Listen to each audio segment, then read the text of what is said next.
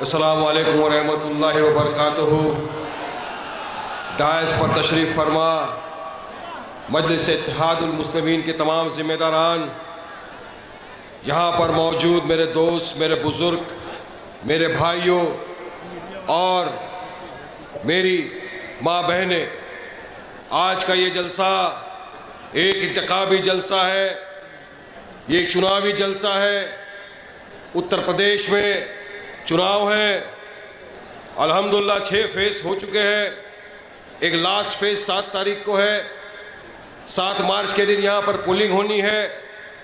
जिस तरह से मुख्तलिफ सियासत पार्टियों ने अपने अपने उम्मीदवारों को उत्तर प्रदेश से चुना है, टिकट दिया है, ठहराया है, इसी तरह से मजलिस इत्तेहादुल मुस्लिमीन ने भी अपने कई जगहों पर उम्मीदवारों को ठहराया है।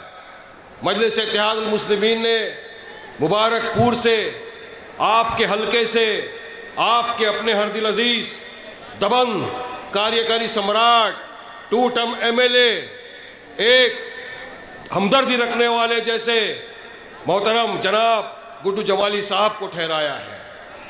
अल्हम्दुलिल्लाह आज एक बात तो साबित कर दी मुबारक की आवाम ने कि ये जो सरों का समंदर यहाँ पर मौजूद है, ये इस बात की गवाही दे रहा है कि इंशाअल्लाह ताला इस मर्तबा फिर से गुड्डू जमाली साहब हैट्रिक मार कर विधानसभा में जाएंगे। आप यहाँ आए हमको सुनने के लिए, आपका तहे दिल से शुक्रिया अदा करता हूँ।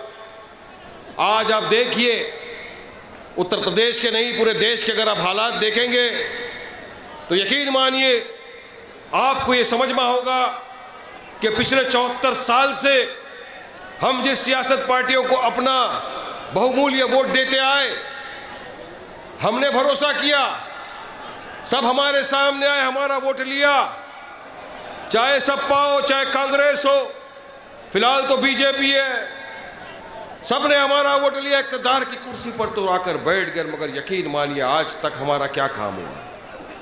19% उत्तर प्रदेश का मुसलमान वोट देकर 9% वाले यादव को चीफ मिनिस्टर, मुख्यमंत्री बना सकता है। तो क्या हम में इतनी काबिलियत नहीं, हम में ऐसे लोग नहीं कि हम खुद के अपने लीडर, अपने नेता तैयार करें जो ऐवान असेंबली में जाए, मुख्यमंत्री बने, उप मुख्यमंत्री बने? है हम में काबिलियत? हम में है, हम में पढ़े हुए लोग हैं, हम में डॉक्टर है, लॉयर है, इंजीनियर है, हम में गुड्डू जमाली जैसे गद्दावर नेता है। मगर ये किसी को आगे बढ़ने नहीं दिया है कथाकथित सेक्युलर पार्टियों ने, जिसका वजह यह है कि आज भी उत्तर प्रदेश में हमारे दलित भाइयों से भी ज्यादा पिछड़ा हुआ वर्ग यहां का मुसलमान तबका है। कमेटीज के रिपोर्ट बताते हैं, सच्चर कमेटी का रिपोर्ट है, कुंडू कमेटी का रिपोर्ट है, महमूद रहमान कमेटी का रिपोर्ट है, मुख्तलिफ कमेटी के रिपोर्ट से दर्शाता है कि उत्तर प्रदेश में आज भी अगर जो सबसे ज़्यादा पिछड़ा हुआ वर्ग है वो मुसलमान है। सोशली, इकोनॉमिकली, एजुकेशन में पिछड़ा हुआ है। हालत तो ये हो गई कि अब हम हमारे दलित भाइयों से भी ज़्यादा पिछड़ चुके हैं।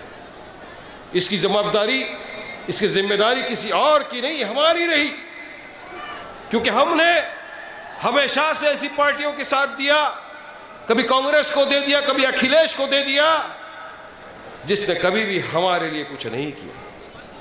हकदार बात यह हो गई यहां पर कि शरीयत में मुदाखिलत की बात आ गई, ट्रिपल तलाक पर बात आ गई। एक मुसलमान हर चीज बर्दाश्त कर लेगा, मगर अपने शरीयत के अंदर मुदाखिलत किसी भी कीमत पे बर्दाश्त नहीं करेगा, मुझे यकीन है। शरीयत पे बात आ गई, ये तमाम कथाकथित सेक्युलर पार्टियों ने अपने मुंह में दही जमा लिया, किसी ने नहीं बोला। मॉब लिंचिंग पर आ गई बात, तमाम के तमाम खामोश होकर बैठ गए। हमारे दलित भाइयों का मॉब लिंचिंग कर दिया, तमाम खामोश बैठ गए। CAA NRC के ऊपर हमारे 22 बच्चों को गोलियों से भून दिया गया, तमाम खामोश बैठ गए। लेकिन अगर किसी ने आवाज उठाई आपकी, हमारी, सबकी तरफ से, वो कोई और नहीं, आपका मेरा कायद जनाब बैरिस्टर सदुद्दीन ओवैसी साहब ने उठाई थी आवाज। मेरे दोस्तों, बुजुर्गों, साथियों, हमें याद रखना चाहिए हम जिस दिन वोट देने जाएंगे, ट्रिपल तलाक पे बोले ओवैसी, बाबरी पे बोले ओवैसी, दादरी पे बोले ओवैसी, मॉब लिंचिंग पे बोले ओवैसी, CAA-NRC पे बोले ओवैसी, हिजाब बैंड पर बोले ओवैसी, मजलूमों की, हमारे दलित भाइयों की, पिछड़े हुए वर्ग की आवाज बने ओवैसी, हर जुल्म के खिलाफ आवाज उठाए ओवैसी, तो फिर आपके हमारे वोट का हकदार भी ओवैसी हुआ या नहीं हुआ? इंसानियत की बात है। जो अगर हमारी आवाज बुलंद करता है, हमारे हक की लड़ाई करता है, तो हमारा भी यकीन मानिए ये फराइज बनता है कि हम उसका साथ दें। उसके पार्टी के प्रत्याशी जहां जहां खड़े हम उन्हें जिताकर ऐवान असेंबली में भेजें, हमारे हक की लड़ाई लड़ें। हम जब उत्तर प्रदेश में चुनाव लड़ने आए, हमने सबसे पहले ये कहा था कि हमारा सबसे पहला मिशन ये है कि हम उत्तर प्रदेश में जाकर भाजपा को हराएंगे और इंशाल्लाह योगी बाबा को इस मर्तबा उत्तर प्रदेश का मुख्यमंत्री बनने नहीं देंगे। ये हमारा इंटेंशन। बाबा को 10 मार्च को हम मठ में पहुंचाएंगे इंशाल्लाह। हमारा उद्देश्य दूसरा था कि हम आए यहीं पर से उत्तर प्रदेश में से, आपके बीच में से, आपके अपने में से नेता को तैयार करें, लीडरशिप तैयार करें, आपका पॉलिटिकल एम्पावरमेंट करें। क्योंकि देखा ये जग गया कि जिस समाज के नेता, जिस समाज के लीडर होते हैं, उनकी बातें सुनी जाती है। यहां एम्पावरमेंट नहीं हुआ। आप हम हिस्सेदारी की लड़ाई करने आए। असद ओवैसी साहब को ना देश का प्रधानमंत्री बनने का शौक है, ना राष्ट्रपति बनने का शौक है। अल्लाह सुब्हानहू तआला ने उनको इतनी इज्जत से नवाजा कि आज जो देश के प्रधानमंत्री की इज्जत नहीं है, उससे ज्यादा इज्जत मेरे कायद बैरिस्टर असदुद्दीन ओवैसी की है। पूरे देश में है आज इज्जत। लोग मोहब्बत से नवाज रहे हैं, अपनी दुआओं से नवाज रहे हैं। हक की बात करते हैं, मगर कुछ लोगों को ये पसंद नहीं आया कि हक की बात क्यों कर रहे हैं, क्यों इंसाफ की लड़ाई लड़ रहे हैं, क्यों पिछड़े हुए वर्ग, दलित समाज, मुसलमानों के लिए लड़ने आ गए। ये तो कुछ कथाकथित जालिम भेड़िए, जिनको मैं कहूँगा, उन लोगों ने कोशिश की कि असद ओवैसी साहब की आवाज़ को रुकाया जाए, उनके काफिले के ऊपर, उनके ऊपर गोलियां चलाई। अरे क्या हम किसी की गोली से डरेंगे क्या? डरेंगे क्या? अरे डरने और घबराने वाले का नाम मजलिस-ए-इत्तेहादुल मुस्लिमीन नहीं है। तीसरे दिन मेरे कायद असदुद्दीन ओवैसी साहब आ गए आपके बीच में, फिर आपके हक की लड़ाई लड़ने के लिए आ गए। घर में नहीं बैठे, डर के नहीं बैठे। अरे तुम क्या समझे नादानो, ओवैसी फ्लावर है क्या? फ्लावर नहीं, फायर है, फायर। डरेंगे नहीं, झुकेंगे नहीं, लड़ेंगे और जीतेंगे इंशाअल्लाह ताला। जब तक जिंदा है संविधान के दायरे में रहकर अपनी बात रखते रहेंगे और आपके हक के लिए लड़ते रहेंगे, लड़ते रहेंगे, लड़ते रहेंगे इंशाअल्लाह ताला। यह उद्देश्य लेकर हम आपके बीच में आए हैं। क्योंकि यहां तो ऐसा हो गया, देश भर में आजकल ये समझ लिया गया कि मुसलमान का वोट जो है वो तो हमारे बाप की जागीर है। ये सप्पा वाले, ये पंक्चर साइकिल, ये साइकिल को तो पूरी तरह पंक्चर करके भेजना है अपने को गोदाम में डालने के लिए। करेंगे ना? साइकिल को पंक्चर करेंगे ना? करना पड़ेगा। बहुत उथल फुथल कर रहे हैं। अरे हमारे हिजाब पे बात आ गई। आपने देखा था ना कर्नाटका में क्या हुआ था।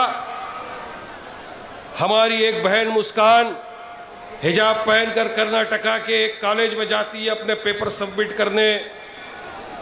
40-50 गुंडे भगवे वाली शाल डालकर आ जाते हैं। वहां JSR के नारे लगाए जाते हैं, लेकिन हमारी शेरनी बहन वहां पर खड़े होकर उनका मुकाबला करती है, उनकी आंख में आंख डालती है और नारा लगाती है, तकबीर तकबीर तकबीर।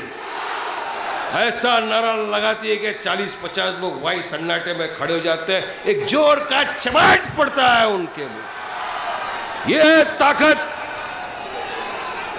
अब हमारे बीच हमारे कायद, जिसको हम सुनने के लिए बेकरार है, बैरिस्टर असदुद्दीन ओवैसी यहां पहुंचे, जोरदार नारों से इस्तकबाल किया जाए। मजलिस इत्तेहादुल मुस्लिमीन, बैरिस्टर असदुद्दीन ओवैसी, बैरिस्टर असदुद्दीन ओवैसी, गुड्डू जमाली साहब, शौकत अली साहब, मजलिस इत्तेहादुल मुस्लिमीन जिंदाबाद जिंदाबाद। सुनिए, साहब आए, नारे बंद नहीं होने चाहिए। देखो देखो कौन आया, अरे देखो देखो कौन आया, बैरिस्टर असदुद्दीन ओवैसी, मजलिस इत्तेहादुल मुस्लिमीन जिंदाबाद जिंदाबाद। आप तमाम से गुजारिश है, मुबारकपुर की जनता से मेरी ये गुजारिश है कि यहां से एक ऐसा पैगाम हम देंगे, हमारे कायद यहां बैठे हैं, ऐसा पैगाम दो पूरी उत्तर प्रदेश में, पूरे देश में, कि हिल जाए योगी, हिल जाए अखिलेश बाबा, टायर पंचर, कमल tata bye bye, only barrister Asaduddin Owaisi साहब। एक पैगाम यहां से दोगे, मेरा साथ दोगे मेरे भाइयों दोस्तों? आपके पास, सबके पास मोबाइल है, मोबाइल में टॉर्च है, जलाओ टॉर्च, करो ऐसा रोशन मुबारकपुर से उत्तर प्रदेश को कि याद करें, सैटेलाइट से भी दिखे मुबारकपुर, चांद से भी दिखे, अरे मोदी को भी दिखे, अरे योगी को भी दिखे। जलाओ टॉर्च, जलाओ टॉर्च, दिखाओ दिखाओ मोहब्बत अपने कायद से। बताओ असदुद्दीन ओवैसी साहब को कि कितनी मोहब्बत करता है मुबारकपुर का एक एक व्यक्ति, बताओ ये, दिखाओ टॉर्च, जलाओ, यहां भी जलाओ, अरे यहां भी जलाओ, अरे सब तरफ जलाओ मेरे भाई, क्योंकि 10 मार्च को भी जलाना है, गुड्डू भाई को जिता के, मजलिस को जिता के और जलाना है। ये रोशनी दिखनी चाहिए वहां कि मुबारकपुर की आवाम अब इंशाअल्लाह ताला गुड्डू जमाली साहब को थर्ड टर्म एमएलए बना के रहेगी। अरे हैट्रिक मारेंगे, हैट्रिक। मेरी आपसे अदबन गुजारिश है कि आप तमाम 3 मार्च को, 7 मार्च के दिन अपने अपने घरों से उतर के आए। गुड्डू जमाली साहब जो आपके यहां से अपने खुद के प्रत्याशी हैं, मजलिस इत्तेहादुल मुस्लिमीन के कैंडिडेट हैं, उनको भरपूर वोट दे। पतंग के बटन पे इतना दबाए, इतना दबाए, इतना दबाए कि 7 तारीख को पूरे मुबारकपुर के आसमान में सिर्फ पतंग दिखनी चाहिए। जिताना है, हम मुत्तहीद होना होगा मेरे भाइयों दोस्तों, बुजुर्गों, अजीज साथियों। अगर हम एक परचम तले आ गए, अगर हमने इत्तेहाद पैदा कर लिया, तो इंशाअल्लाह ताला इस मर्तबा मजलिस इत्तेहादुल मुस्लिमीन को मुबारकपुर की कामयाबी से कोई बाइकलाल नहीं रोक सकेगा इंशाअल्लाह ताला। मगर आपको वोट डालना होगा। संविधान ने आपको अधिकार दिया है राइट टू वोट का, उस अधिकार का पालन कीजिए। जिताइए ऐसे को यहां से जो आपका अपना हमदर्द है, आपकी तकलीफ, आपकी परेशानी को समझता है, इतने बरसों से आपके काम को करते आ रहा है। और जब गुड्डू जमाली साहब अब जाएंगे विधानसभा में, तो शेर की जो गुर्राहट रहती है, वो गुर्राहट होगी उनकी जुबान के अंदर इंशाअल्लाह। हो गया। क्योंकि याद रखो, बाबा तो मठ में चले जाएंगे 10 तारीख को, अखिलेश भाई की साइकिल पंक्चर हो जाएगी। क्योंकि भाइयों, दोस्तों, बुजुर्गों, अजीज साथियों, इनका वक्त खत्म हो गया। अभी अपना टाइम, अभी अपना टाइम, आएगा आएगा इंशाल्लाह जरूर आएगा। आपको लाना होगा 7 मार्च को, आपको तमाम को उतर के आना होगा और पतंग के निशान पर मोहर लगा के यहाँ से गुड्डू जमाली साहब को जिताना होगा। शुक्रिया, अस्सलाम वालेकुम, बहुत बहुत आप तमाम को शुक्रिया। साथियों, आपको